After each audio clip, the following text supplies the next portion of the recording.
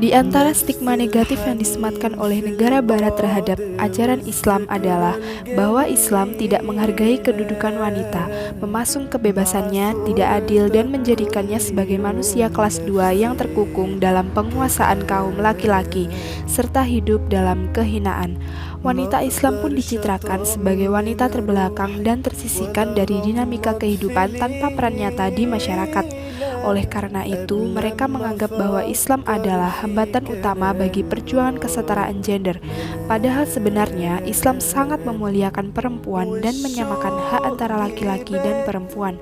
Berikut akan dijelaskan mengenai Islam, perempuan, dan feminisme.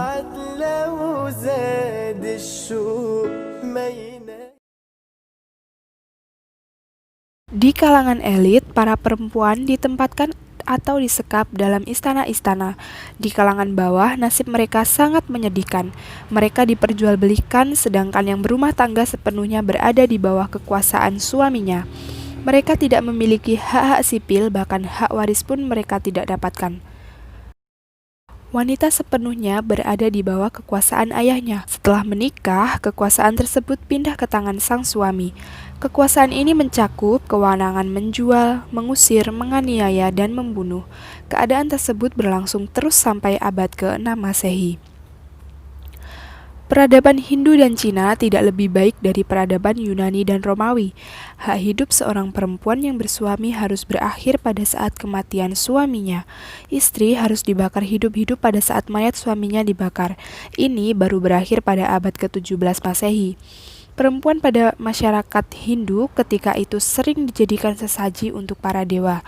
Dalam petuah Cina kuno diajarkan Anda boleh mendengar pembicaraan wanita tetapi sama sekali jangan mempercayai kebenarannya. Sementara itu dalam ajaran Yahudi, martabat perempuan sama dengan pembantu.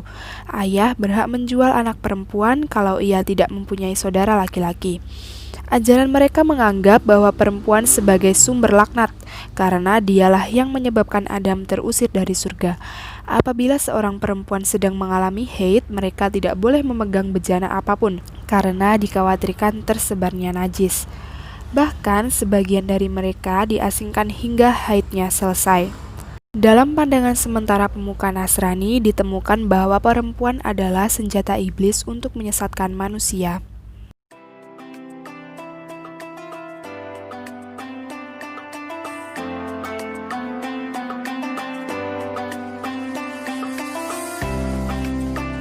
Selaras dengan hak di atas, sejarah Islam menunjukkan banyak di antara kaum wanita terlibat di wilayah publik.